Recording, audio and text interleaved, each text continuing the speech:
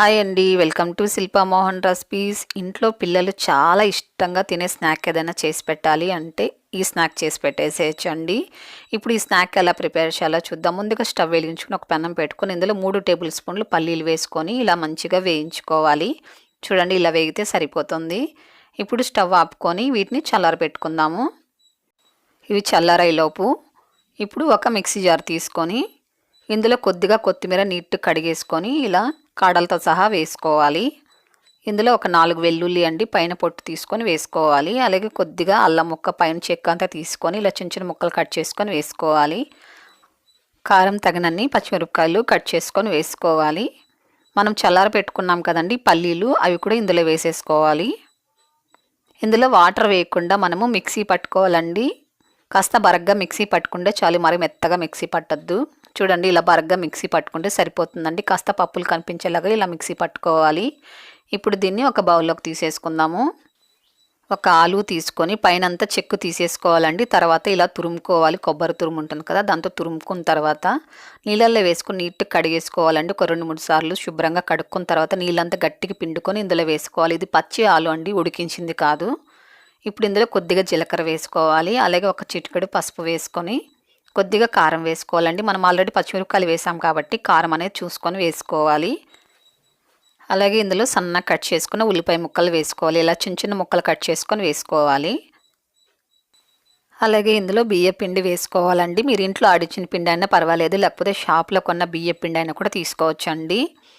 ఇందులో ఇప్పుడు నేను 3 టేబుల్ స్పూన్లు బియ్య పిండి వేసుకుంటున్నాను. అలాగే తగినంత సాల్ట్ వేసుకోవాలి.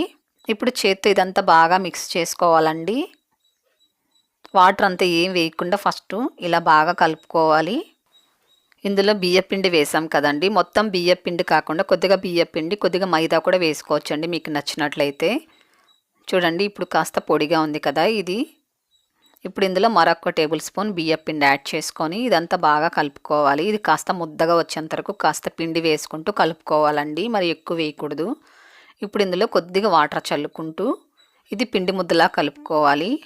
మరి ఎక్కువ వేయకండి, వాటర్ కొద్దిగా చల్లుకుంటూ కలుపుకోవాలి. చూడండి, ఇలా కలుపుకుంటే సరిపోతుందండి. చపాతీ ముద్దలాగా ఇలా కలుపుకోవాలి.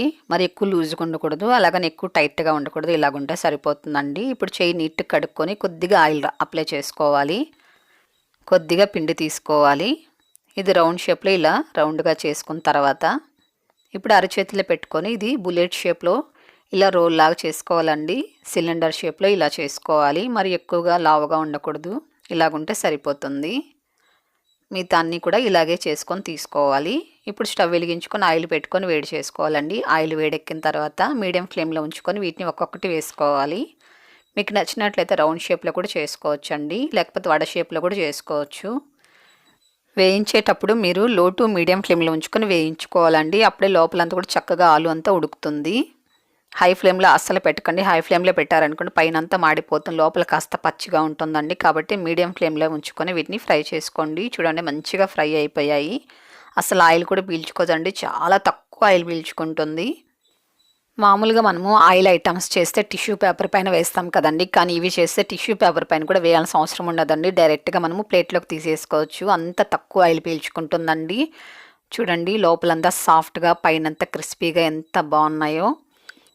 వీటిని ఈవినింగ్ పూట స్నాక్స్గా తీసుకోవచ్చు, లేకపోతే మనము అన్నం తినేటప్పుడు సైడ్ డిష్ కూడా తీసుకోవచ్చు అండి. చాలా బాగుంటాయి. మరెందుకు ఆలస్యం, మీకు నచ్చిందా ఈ రెసిపీ అయితే మీరు కూడా ఒకసారి ఇలాగే ప్రిపేర్ చేసి మీ పిల్లలకి ఇవ్వండి. ఇచ్చిన తర్వాత టేస్ట్ ఎలాగొచ్చిందో నాకు తప్పకుండా కామెంట్ చేయండి. మీ ఫ్రెండ్స్ అందరికి కూడా ఈ వీడియోని తప్పకుండా షేర్ చేయండి, లైక్ చేయండి. ఫస్ట్ టైం మీరు కనుక మన ఛానల్ చూస్తున్నట్లయితే మన ఛానల్ని తప్పకుండా సబ్స్క్రైబ్ చేసుకోండి. మరో మంచి రుచితో మళ్ళీ మీ ముందుకు వస్తుంది శిల్పా మోహన్ రెసిపీస్.